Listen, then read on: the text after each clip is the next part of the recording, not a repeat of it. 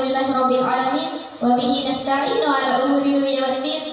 Wassalatu wassalamu ala asyrafil anbiya'i wal mursalin sayyidina wa maulana Muhammadin wa ala alihi wa sahbihi ajmain. Amma ba'du. Kami ucapkan terima kasih kepada Ustazah Nurul Aliyah SPD selaku Kepala Sekolah TKID Nurul Ilmi, dan kami ucapkan terima kasih juga kepada Ustazah Nur Hidayati Fitrian selaku pengelola KBIT Nurul Ilmi, dan yang kami sayangi para ustazah yang telah berhadir di sini, yang meluangkan waktunya untuk menghadiri diseminasi aksi nyata modul 1.4 budaya positif yang akan disampaikan oleh Ustazah Bastia. Langsung saja, tanpa berpanjang kali lebar kali tinggi, kami mintakan kepada Ustazah Bastia untuk menyampaikan materi tersebut. Terima kasih kepada Ustazah Nina Khadijah yang sudah berikan kesempatan kepada saya. Ya, saya mau dulu. Ya. Assalamualaikum warahmatullahi wabarakatuh. Waalaikumsalam warahmatullahi wabarakatuh. Bismillahirrahmanirrahim. Alhamdulillahirabbil alamin. Assalatu wassalamu ala sayyidina wa maulana wa ala alihi wa sahbihi. Amma ba'du. Ya, yang saya hormati Ibu Kepala Sekolah Ustazah Nur Maria, ya, yang saya hormati Ustazah Pengelola KBIT Nurul Ilmi Ustazah Nur Hidayati Fitrian Sofa, dan Ketua Kurikulum KBIT Nurul Ilmi yaitu Ustazah Nur Latifah, ya, serta ustazah-ustazah sekalian yang berbahagia. Baiklah teman-teman, saya ucapkan terima kasih kepada teman-teman semua yang sudah bisa meluangkan waktunya sehingga teman-teman bisa berkumpul di ruangan ini dalam keadaan sehat walafiat.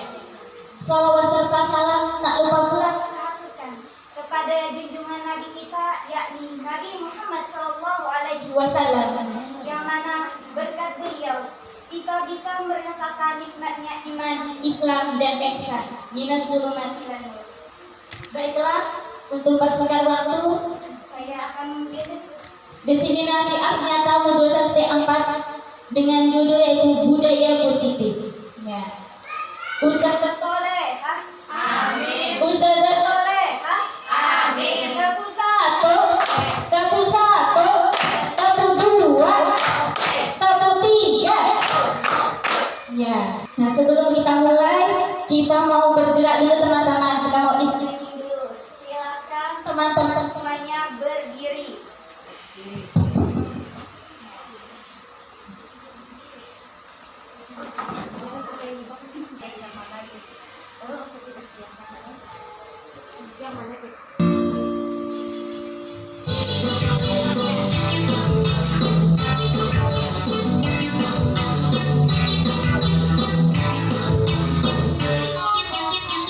Tangan diputar-putar, bertepuk tangan. Tangan diputar-putar, peganglah bahu. Tangan diputar-putar, peganglah lutut.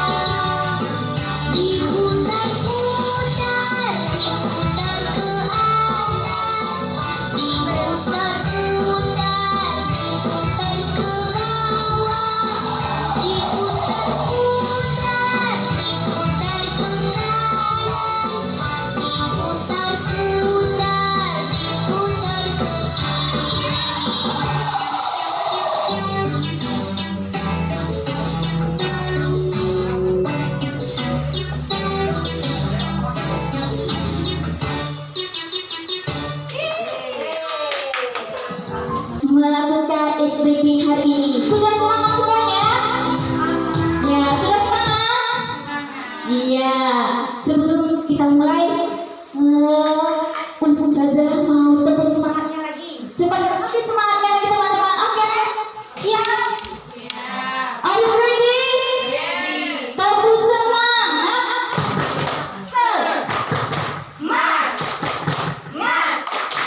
Semangat. Iya. Nah, di sini teman-teman saya capaian menurut satu titik.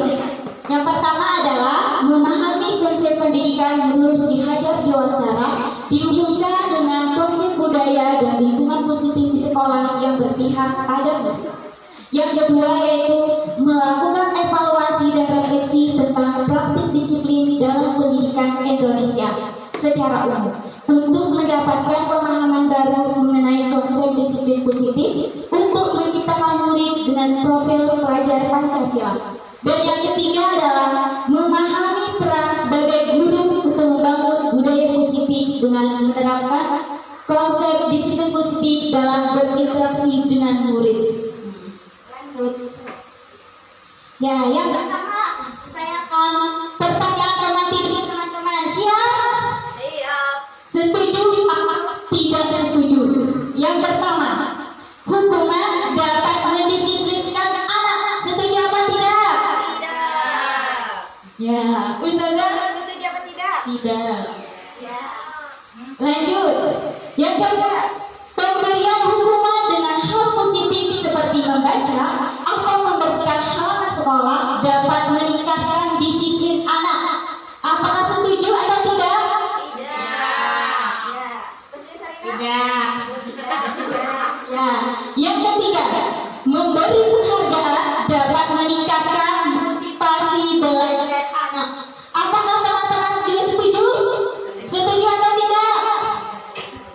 Ya, Ustazah Elma, apakah setuju atau tidak? Terkadang. Gak setuju. Ya, terima kasih teman-teman. Tepuk tangan teman-teman semuanya. Iya, betul. Ya, acara materi untuk diseminasi yang pertama adalah disiplin positif dan nilai-nilai kebaikan universal. Yang kedua yaitu tentang teori motivasi, hukuman dan penghargaan dan diskusi. Yang ketiga yaitu tentang keyakinan kelas. Yang keempat tentang kebutuhan dasar manusia dan dunia berkualitas. Yang kelima restitusi 5 fungsi kontrol. Dan yang keenam adalah restitusi segitiga restitusi. Ya, lanjut. Nah, sekarang kita pada pembelajaran yaitu disiplin positif dan nilai-nilai kebajikan universal. Nah, teman-teman, siapa yang tahu disiplin positif tadi apa? Siapa yang masih ingat? Apakah ada teman-teman yang tahu disiplin positif itu apa? Siapa yang mau acungkan tangannya?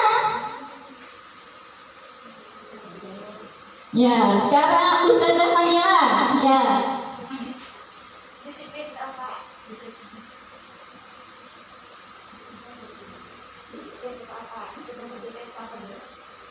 Disiplin positif menurut saya ya adalah sesuatu tindakan untuk mengatur segala sesuatu yang mengarah kepada kebaikan. Ya, Masya Allah teman-teman. Silakan kita tepuk tangan buat Ustazah Kamila. Ya, betul. Selanjutnya. Nah, sekarang di sini apakah makna disiplin? Disiplin berasal dari bahasa Latin yaitu disiplin, yang artinya adalah belajar. Makna asal dari kata ini berkonotasi dengan disiplin diri dari murid-murid Surates dan Pakoh. Ya, disiplin diri membuat orang menggali potensinya menuju sebuah tujuan apa yang dia hargai.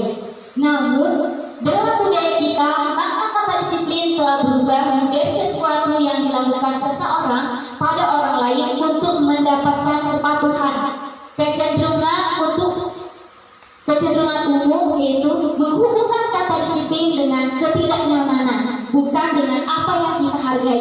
atau pencapaian suatu tujuan mulia. Nah, ya, di sini juga ada beberapa nilai-nilai kebajikan universal. Nilai-nilai kebajikan adalah sifat-sifat positif manusia yang merupakan tujuan mulia yang ingin dicapai setiap individu. Nah, siapa di sini yang tahu nilai-nilai kebajikan universal itu seperti apa saja contohnya? Ya, siapa yang tahu? Angkat tangannya. Ya, Ustazah Eka bisa?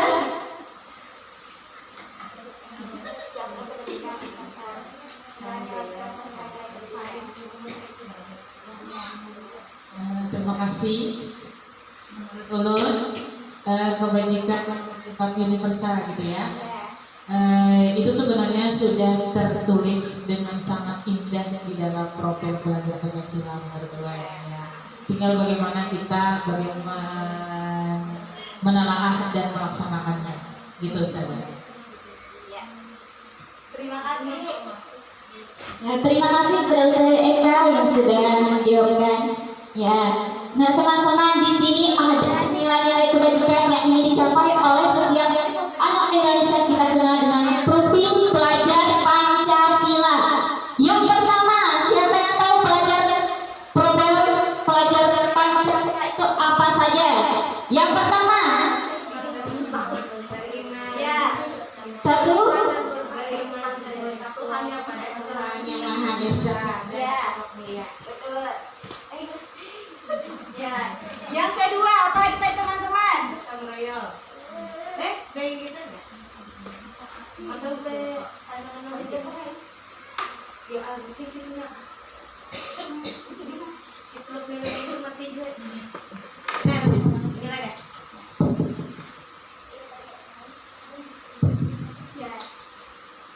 Yang pertama tadi adalah beriman kepada Tuhan Yang Maha Esa. Yang kedua apa tadi teman-teman? Bergotong royong. Tiga, bernalar. Empat, mandiri. Lima, berkebenekaan global. Dan yang enam apa? Yang terakhir, kreativitas. Tepuk tangan buat teman-teman semuanya. Ya. Nah, di sini selanjutnya adalah tentang pembelajaran teori motivasi, hukuman, dan penghargaan. Ya, diskusi. Apa itu motivasi? Motivasi itu berasal dari mana, teman-teman? Motivasi itu berasal dari mana? Dari dalam diri kita masing-masing. Ya. Hukuman dan penghargaan. Hukuman itu apakah baik atau tidak? Hukuman itu apakah baik atau tidak? Iya, tergantung kita masing-masing juga. Ya. Nah, di sini ada teori motivasi perilaku manusia. Ada 3 teori motivasi, yaitu yang pertama adalah motivasi eksternal, yaitu untuk menghindari ketidaknyamanan atau hukuman apa yang akan terjadi apabila saya tidak melakukannya. Itu adalah motivasi eksternal. Yang kedua, untuk mendapatkan imbalan dari orang lain atau institusi apa yang akan saya dapatkan apabila saya melakukannya. Itu termasuk dari motivasi eksternal atau dari luar. Sedangkan motivasi intrinsik itu adalah motivasi yang ada dalam diri kita masing-masing. Nah, di sini adalah untuk menghargai diri sendiri, yang mana saya akan menjadi orang seperti apa bila saya melakukannya. Ada yang mau memberikan contohnya, teman-teman? Motivasi dari diri sendiri. Ustazah Elma memberikan contoh. Contoh motivasi intrinsik. Ya. Motivasi. Cek. Berarti harus kayak gini. motivasi intrinsik atau motivasi dalam diri. Misal kasus seperti ketika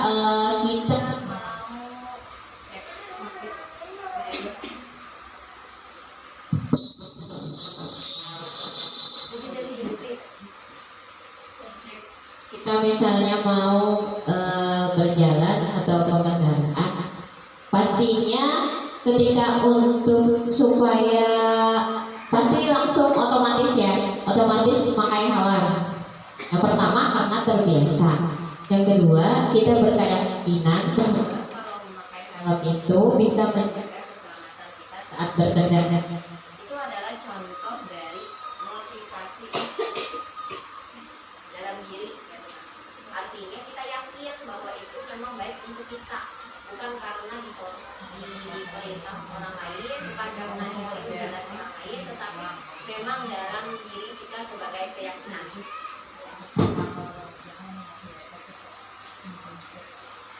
Iya, terima kasih teman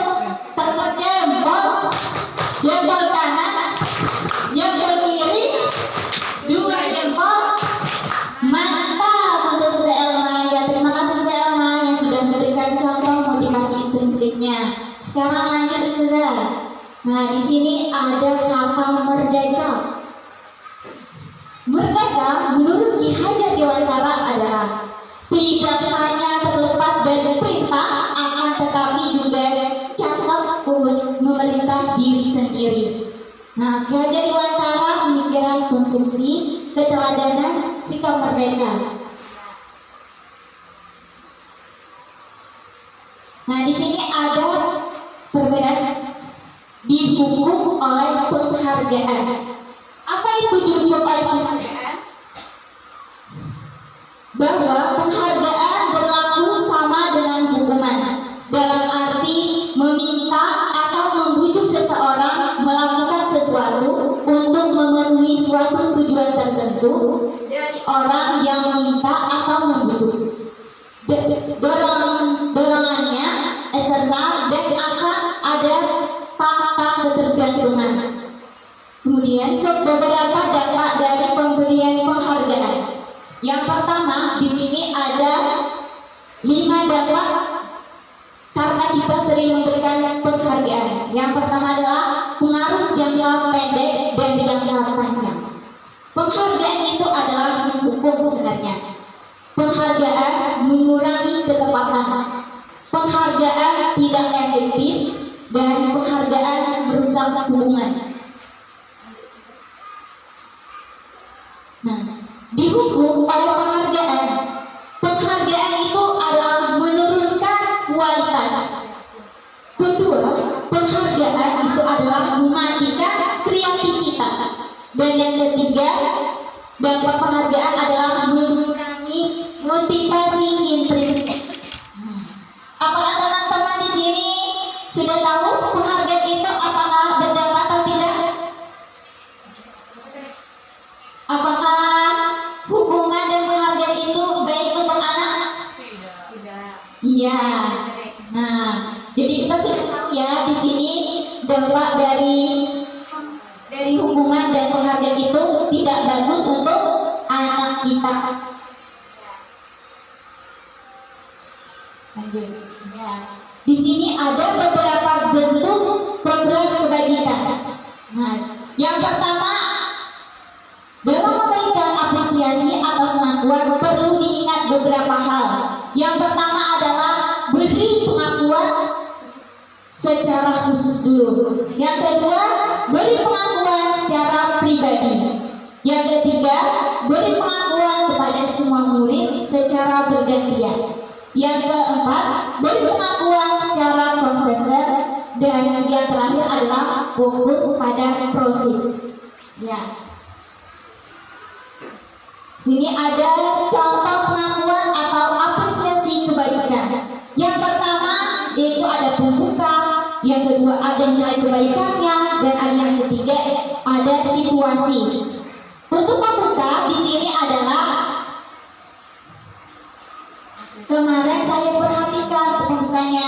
Kemudian nilai kebajikannya adalah rasa empatimu besar sekali. Dan situasinya pada saat teman-teman menolong murid baru di kelas kita. Itu contoh dari apresiasi kebajikan. Yang kedua di sini ada saya menghargai.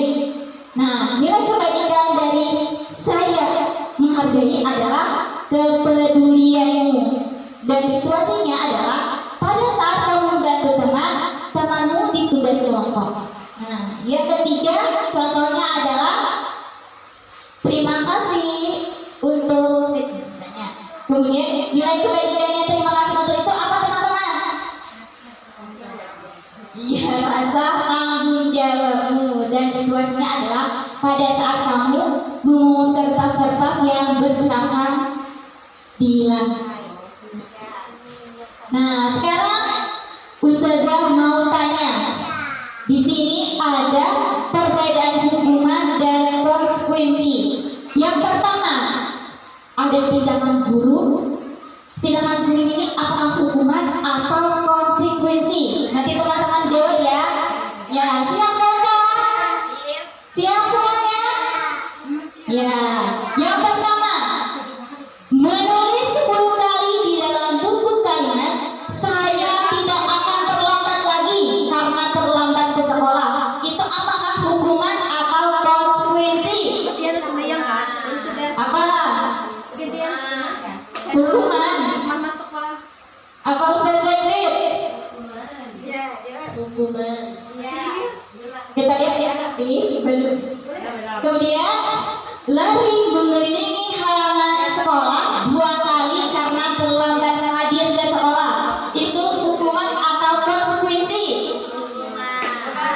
Hukuman. Ya. Nanti kita lihat ya apakah hukuman atau konsekuensi. Yang ketiga, murid diminta untuk push up 5 kali karena tidak menggunakan masker ke sekolah. Itu hukuman atau konsekuensi? Hukuman. Kemudian menggantikan kertas tugas teman yang telah dicoret-coret, hukuman atau konsekuensi? Ya, konsekuensi. Kemudian membersihkan tumpahan air di meja tulis karena tersenggol pada saat belajar. Ya, konsekuensi. Lanjut lagi, murid disuruh untuk mengenakan sepatu seharian di sekolah karena tidak mengenakan sepatu hitam. Hukuman atau konsekuensi?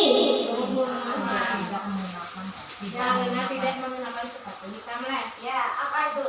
Hukuman atau konsekuensi? Ini bilang konsekuensi itu kayak tanggung jawabnya apa? Ya. Dan terakhir, Hukumannya.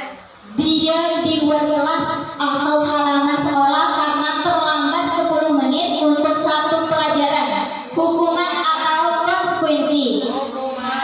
Kita lihat. Jeng jeng jeng jeng jeng. Lihat jawabannya. Ya. Nah, di sini teman-teman ada perbedaan antara hukuman dan konsekuensi.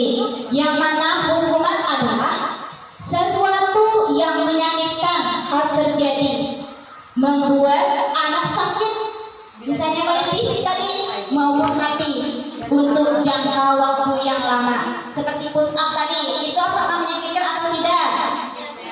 Nah, karena menyakitkan jadi apa teman-teman? Hukuman. Kemudian konsekuensi itu adalah sesuatu yang harus terjadi membuat anak merasa tidak nyaman dalam jangka waktu pendek. Nah, perbedaannya tadi, kalau yang hukuman itu waktunya lama, sedangkan konsekuensi adalah waktu pendek. Kemudian anak membenci kedisiplinan. Nah, kalau hukuman itu adalah anak membenci kedisiplinan. Hukuman juga merupakan paksaan dan mendorong anak menyakiti diri sendiri. Kalau konsekuensi adalah anak menghargai disiplin dan stimulus anggapan serta mendorong anak agar mudah menyesuaikan diri. Selanjutnya, hukuman itu konsep diri yang buruk. Kalau yang konsekuensi adalah konsep diri yang baik. Kemudian, kalau yang hukuman itu adalah marah, rasa bersalah, dipermalukan, merasa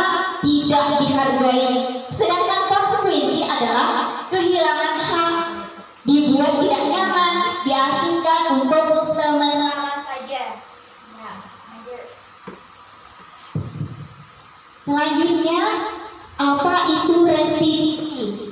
Restitusi adalah proses menciptakan kondisi bagi murid untuk memperbaiki kesalahan mereka, yang mana sehingga mereka bisa kembali pada kelompok mereka sendiri dengan karakter yang lebih kuat. Restitusi juga merupakan proses kolaboratif yang mengajarkan murid untuk mencari solusi untuk masalah mereka. Jadi restitusi ini adalah mencarikan solusi, teman-teman. Nah, dan membantu murid berpikir tentang orang seperti apa yang mereka ingin menjadi tujuan mulia dan bagaimana mereka harus memperlakukan orang lain. Ya. Nah, di sini teman-teman ada 9 ciri-ciri restitusi. Siapa yang mau bacakan, teman-teman? Ustaz Ibit mau? Ya, silakan sedikit. Berikut adalah ciri-ciri restitusi. Yang pertama, bukan untuk menebus kesalahan, namun untuk belajar dari kesalahan. Yang kedua, memperbaiki hubungan. Yang ketiga, tawaran, bukan paksaan. Yang keempat, restitusi menuntun untuk melihat ke dalam diri. Yang kelima, restitusi mencari kebutuhan dasar yang mendasari tindakan. Yang keenam, restitusi diri adalah cara yang paling baik. Yang ketujuh, restitusi fokus pada karakter bukan tindakan. Yang kedelapan, restitusi fokus pada solusi. Yang kesembilan, restitusi mengembalikan murid yang berbuat salah. Terima kasih Ustaz Ibit. Kita tepuk mantap dulu, teman-teman. Tepuk mantap. Mantap. Ya, terima kasih. Nah, teman-teman. Jadi ciri-cirinya tadi yang paling dampaknya apa tadi? Yang paling positif apa dari restitusi? Yaitu mencarikan solusi. Nah, jadi restitusi ini berfokus pada solusi, teman-teman. Ya. Selanjutnya adalah tentang keyakinan kelas. Nah, di antara teman-teman di sini, siapa yang tahu keyakinan kelas itu apa? Mengapa tidak peraturan saja? Mengapa harus keyakinan kelas, teman-teman? Siapa yang mau menjawabnya? Ayo. Ya, silakan untuk Disebut keyakinan kelas karena harus berdasarkan kesepakatan bersama. Ya, terima kasih Saudara Yuli yang sudah menjawabkan pertanyaan tadi. Ya, betul sekali Saudara Yuli ya. Ya, sekarang tepuk tangan buat Saudara Yuli, teman-teman semuanya. Ya, lanjut Ustazah. Nah, di sini keyakinan kelas. Nah, mengapa kita harus menggunakan helm bila berkendara? Apa tadi, teman-teman? Untuk apa? Supaya selamat. Betul, teman-teman semuanya. Ya, supaya diberikan keselamatan. Yang kedua, mengapa kita datang tepat waktu ke sekolah? Kenapa ya tadi ya kita harus datang tepat waktu ke sekolah? Siapa yang mau memberikan jawabannya? Yuk, Ustazah. Silakan jawab, kenapa datang tepat ke sekolah? Kenapa teman-teman harus tepat waktu datang ke sekolah? Supaya tadi juga mau maaf supaya tepat waktu, supaya kamu mencontrek, supaya dapat penghargaan, supaya ada temakan hak orang, supaya beriman bertakwa kepada Allah dan tidak memakan hak orang lain.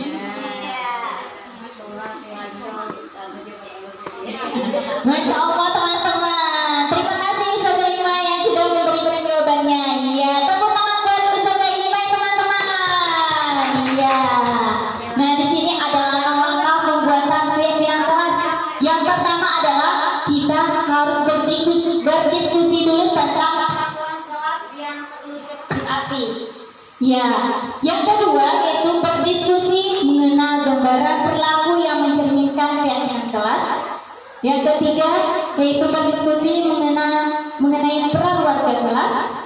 Yang keempat menjadi nilai dan yang terakhir adalah meninjau ulang keyakinan kelas dari waktu ke waktu. Nah, Ustazah Soleh, Kak? Ustazah Soleh, Kak? Nah, teman-teman, langkah yang pertama tadi adalah berdiskusi peraturan kelas yang perlu ditaati. Itu contoh teman-teman, apabila kita di dalam kelas, nah ada salah satu anak yang tidak taat aturan. Misalnya seperti apa teman-teman? Ada yang membuang sampah sembarangan. Jadi kita buat keyakinan kelasnya apa? Buang sampah pada tempatnya. Misalnya di kelas kita ada yang membuang sampah sembarangan. Jadi apa contoh keyakinan kelasnya nanti? Iya, buanglah sampah pada tempatnya. Kemudian ada anak yang tidak mau membereskan mainan. Nah, contoh keyakinan kelasnya apa teman-teman? Bertanggung jawab. Beres. Atau beres-beres. Nah,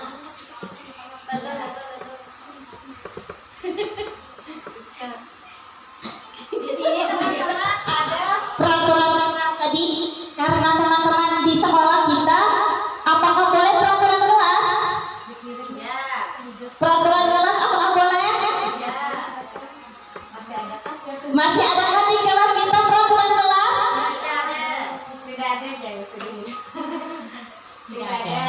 Tidak ada. Alhamdulillah, berarti teman-teman sudah menerapkan keyakinan kelas. Ya, tepuk tangan buat teman-teman karena sudah menerapkan keyakinan kelasnya nih. Ya. Nah, di sini ada lingkungan dan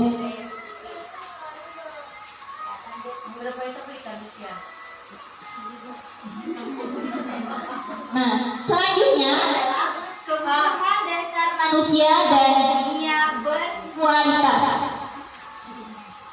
Ya, kebutuhan dasar manusia ada 5. Yang pertama adalah bertahan hidup. Yang kedua adalah kasih sayang dan rasa terima. Yang ketiga adalah kebebasan. Yang keempat adalah kesenangan dan yang terakhir adalah penguasaan. Nah, contohnya di kelas teman-teman ada anak yang sering menangis. Jadi kebutuhan dasarnya apa? Misalnya ada anak yang sering menangis di kelas. Iya. Kebutuhan dasarnya adalah kasih sayang dan rasa diterima. Apakah ada lagi? Apakah ada lagi teman-teman? Dia sering menangis di kelas. Kesenangan. Iya. Karena apa lagi teman-teman yuk? Bisa penguasaan. Takutan lawan kawan. Penguasaan. Takutan lawan kawan. Udah. Agak ada yang berpuasa. Intinya menangis. Jangan apa deh. Dia bisa teman-teman untuk bertahan hidup karena dia perutnya lapar. Ya bisa dia menangis teman-teman ya. Iya, jadi misalnya ada anak tadi di dalam kelas yang sering menangis, berarti kebutuhan hidup, kebutuhan dari manusianya adalah ingin kasih sayang dan diterima serta bertahan hidup. Nah, lanjut saja. Nah, sekarang ada 5 posisi kontrol. Apa saja ya 5 posisi kontrol itu? Nah, yang pertama adalah sebagai penghukum. Apa itu penghukum teman-teman? Siapa yang sering di kelas melakukan posisi kontrol penghukum? Apakah ada? Apakah ada teman-teman? Ada. Iya ada. Terima kasih ya untuk kejujurannya. Ya. Yang kedua adalah pembuat rasa bersalah. Nah, di sini siapa yang memberikan contoh pembuat rasa bersalah? Ada yang mau contohkan? Ya Ustazah? Ustazah Sarina mau mencontohkan pembuat rasa bersalah? Membuat rasa bersalah. Misalnya ada anak yang tidak mau ikut berdoa. Ya. Terus selain itu maksudnya ada anak yang keluar kelas, habis itu lagi-lagi di luar kelas karena minta izin. Habis itu dia ustazahnya, dia tidak kenapa lagi-lagi di luar kelas, nanti ustazah yang dipanggil. Lalu anaknya merasa bersalah karena ustazah tadi dipanggil. Mungkin seperti itu. Ya, terima kasih Ustazah Sarina. Ya, tepuk tangan buat teman kita. Ya. Sudah berani menjawab. Ya. Selanjutnya adalah posisi teman. Nah, di mana posisi teman ini? Apakah juga bagus teman-teman? Posisi kontrolnya? Bagus. Ya. Ada posisi pemantau. Dan terakhir adalah posisi manajer, ya manajer. Nah, 5 posisi kontrol. Di sini ada yang menghindari hukuman, ada yang mengharapkan imbalan atau ketergantungan pada orang lain, dan ada juga yang menghargai diri sendiri. Nah, di sini ada contoh guru berbuat. Contoh sebagai posisi kontrol penghukum. Nah, contohnya adalah menghardik, menunjuk-nunjuk, menyakiti, menyindir. Nah, kalau kamu tidak melakukannya, awas yang kamu rasakan. Nah, nanti itu contohnya sebagai penghukum. Kemudian yang membuat orang bersalah ialah berceramah dengan mengatakan, seharusnya ibu kecewa. Kamu sudah tahu, ibu lelah sekali mengatakannya. Ibu stres. Nah, itu contoh membuat orang merasa bersalah. Kemudian contoh sebagai teman di sini adalah membuatkan alasan-alasan untuk muridnya. Nah, ayolah lakukan demi ibu. Nah, itu adalah contoh sebagai teman. Masa kamu tidak mau? Ayolah, lakukan demi ibu. Ini, masa kamu tidak mau? Ingat tidak, ibu pernah bantu loh. Nah, itu adalah posisi sebagai teman. Nah, kemudian sebagai pemantau. Di sini contohnya adalah menghitung dan mengukur.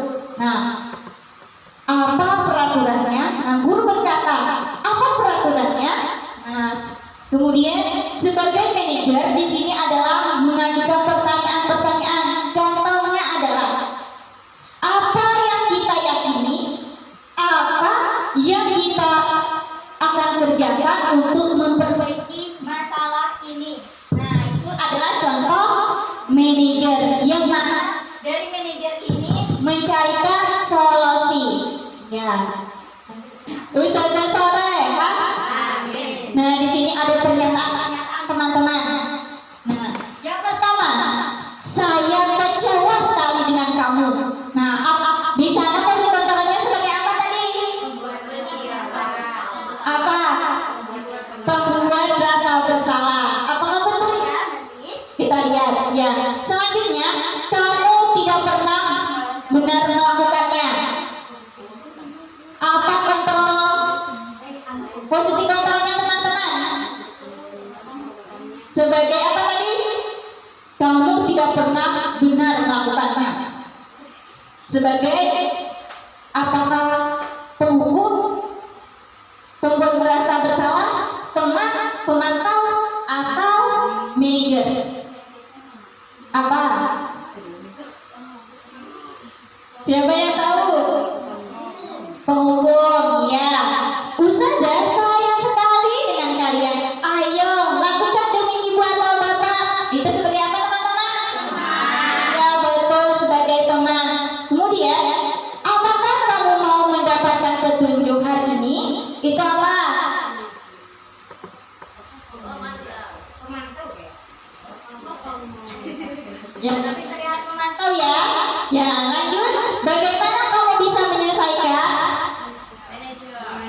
Iya betul.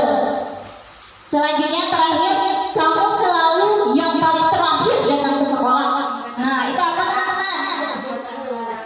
Pembuat rasa bersalah. Kita lihat contohnya. Jeng. Jawabannya adalah saya kecewa sekali dengan kamu itu adalah pembuat orang merasa bersalah. Kemudian kamu tidak pernah benar melakukannya, penghukum. Nah, iya, Ustazah sayang sekali dengan kalian. Ayo langkah demi ibu atau bapak. Itu adalah sebagai apakah kamu mau mendapatkan pembuat ini? Itu adalah pemanah. Bagaimana kamu bisa menyelesaikannya? Itu mimpi. Dan yang terakhir, kamu selalu yang paling terakhir datang ke sekolah adalah penghukum. Yang terakhir yaitu tentang segitiga restitusi.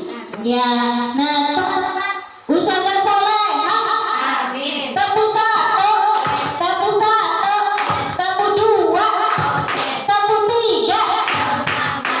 Ya, nih teman-teman, segitiga restitusi ini ada 3. Yang pertama adalah menstabilkan identitas, di mana contohnya adalah setiap orang pasti pernah melakukan kesalahan.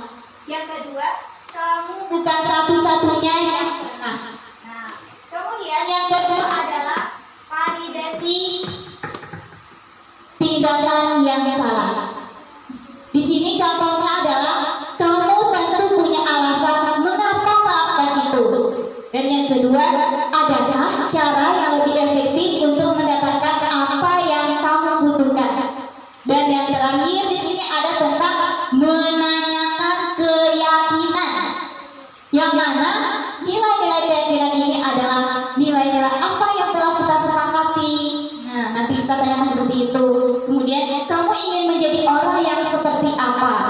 Ya, sekarang kita lihat ya.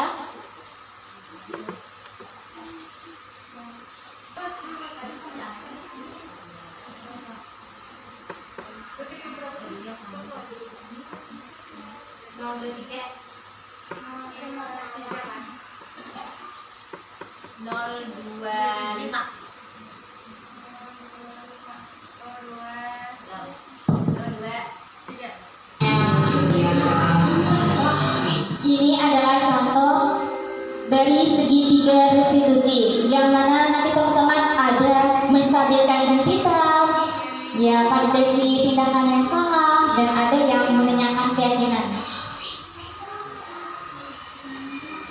Ini contoh ada seorang anak yang datang terlambat, ya terlambat datang ke sekolah. Ya namanya adalah Ananda Najla.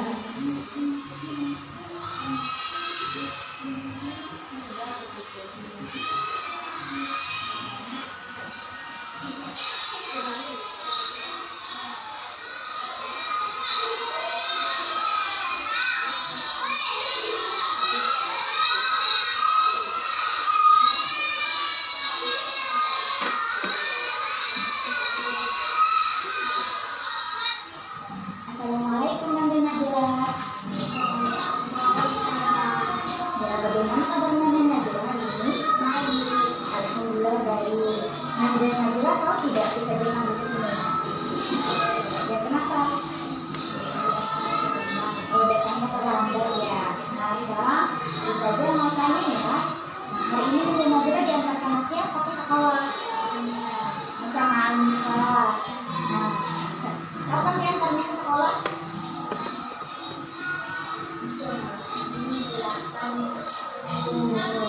Diantar ke sekolah jam 8.30 ya. Kalau di sekolah kita datangnya jam berapa Nanda Najla?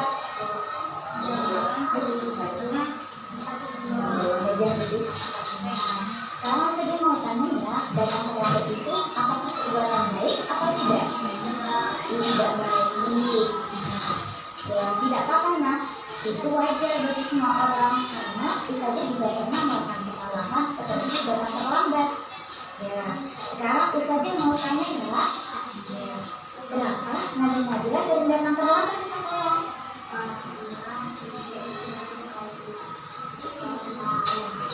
Oh karena sebelumnya pengalaman. Kenapa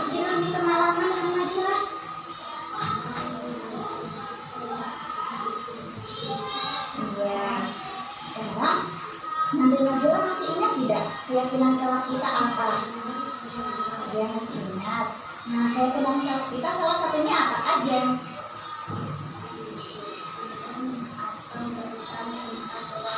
Iya. Menurut Nanda Najla, disiplin itu penting tidak? Iya, penting ya. Dan disiplin itu bermanfaat apa tidak, Nanda Najla? Tidak bermanfaat. Berarti Nanda Najlanya meyakini ya kalau disiplin itu penting. Nah, karena setelah kita masuk di jam berapa tadi Nanda Najla? Jam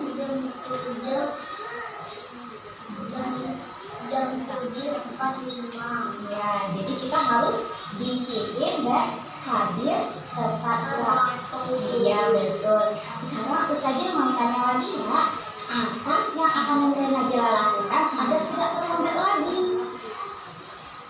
Bangunnya lebih awal. Iya, hebat, bangunnya harus lebih awal ya. Nah, supaya bangunnya lebih awal, apa yang dilakukan Nanda Najla?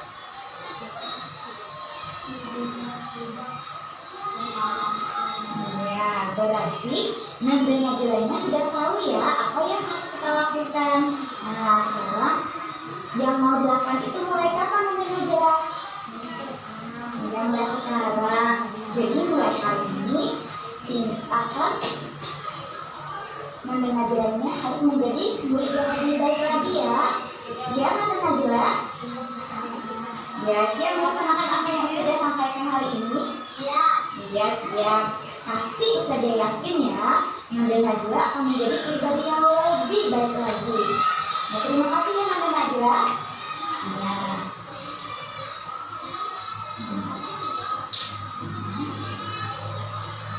Nah, sekarang silakan Nanda Najlanya ke kelas ya.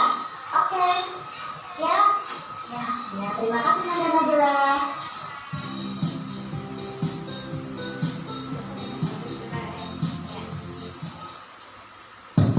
Ya, terima kasih teman-teman sudah menonton cara penerapan segitiga restitusi. Nah, siapa yang mau memberikan jawaban dari tadi? Yang pertama tentang menstabilkan identitasnya. Apa saja kata-katanya tadi? Ya, ada ustazah yang mau contoh? Menstabilkan identitas dari video tadi. Ustazahnya menanyakan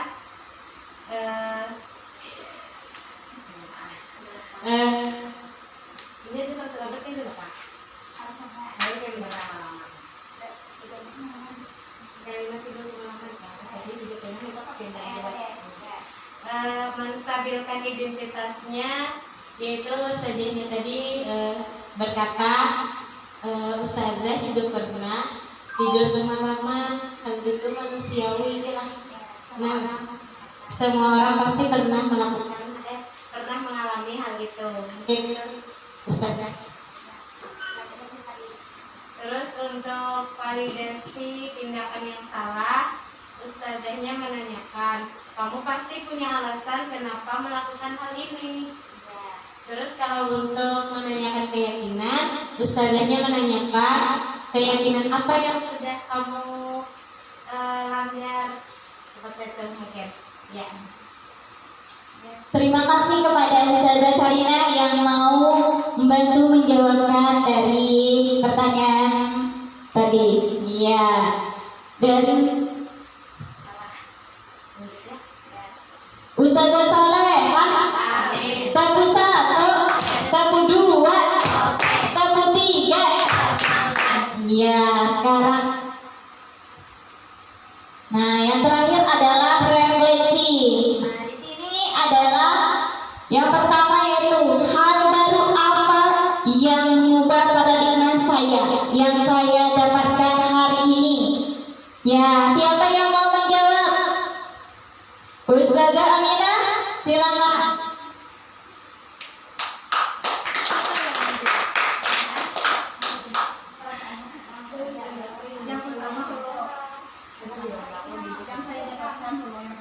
Misalnya disiplin, disiplin. Aturannya apa tadi? Terima kontrol.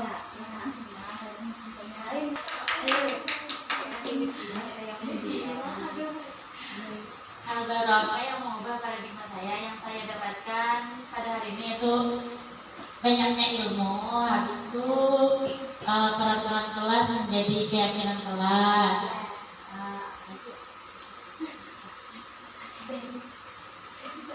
Sejujurnya bisa menambahkan Ya, yang kedua ini. Ya. hal baru apa yang mengubah paradigma saya dan apa yang saya dapatkan dari pertemuan ini lah. Dulu banyak Yang saya dapatkan dari yang mengubah paradigma saya, yaitu saya dapat mengenal namanya segitiga restitusi, ya, segitiga restitusi, kemudian disiplin positif terhadap perilaku anak saat belajar.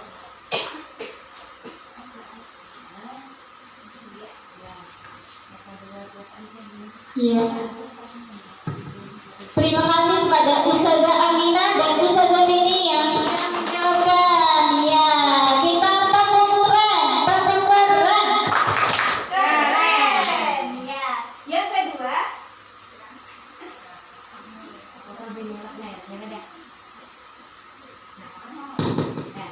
Yang kedua, adalah perasaan apa yang muncul selama mengikuti sesi ini, khususnya mengenai makna disiplin dan motivasi intrinsik. Ya, silakan Ustazah Asia. Ya. Perasaan saya selama mengikuti kegiatan ini senang karena mendapatkan banyak ilmu yang sudah disampaikan oleh pemateri. Terus saya jadi tahu bagaimana makna disiplin dan motivasi intrinsik itu seperti apa, terus bagaimana menerapkannya ke anak. Semoga nanti semakin bisa menerapkan ke anak khususnya di dalam kelas. Ya. Tepuk tangan teman-teman semuanya. Terima kasih Ustazah Asia. Yeay. Ya. Karena Ustazah Asia hebat, kita tepuk tangan lagi. Tepuk hebat. Hebat. Ya. Yang terakhir, saya akan menjadi among yang apakah setelah mengikuti modul ini. Nah, ya silakan Ustazah Eka.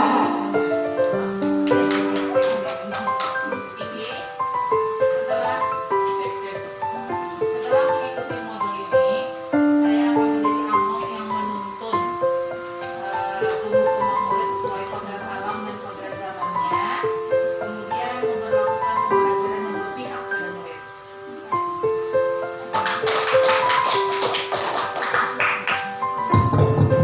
Ya, terima kasih Ustazah Eka yang sudah menjawabkan. Jadi, ngomongnya nanti adalah menuntut dan berpihak pada murid.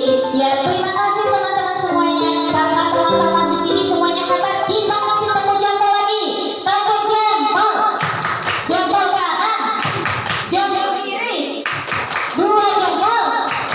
Mantap. Iya, demikianlah pemaparan dari saya pada hari ini. Salah hilang mohon maaf. Wabillahi taufiq wal hidayah. Assalamualaikum warahmatullahi wabarakatuh.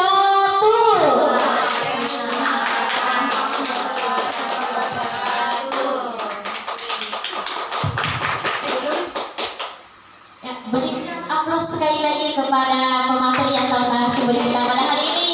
Tepuk kereta api sampai juga. Semoga dengan apa yang telah disampaikan oleh pemateri kita Ustazah Bastiah pada hari ini, kita semua dapat menerapkannya, baik itu kepada diri kita sendiri maupun kepada anak didik kita, sehingga mereka semua menjadi anak-anak yang cerdas, soleh-solehah, serta berakhlakul karimah.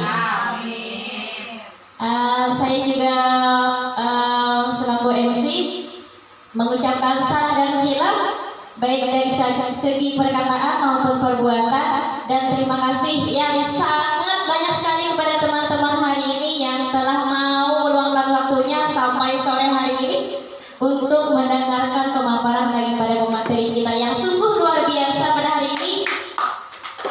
Kalau ada jarum yang patah, jangan disimpan di dalam hati.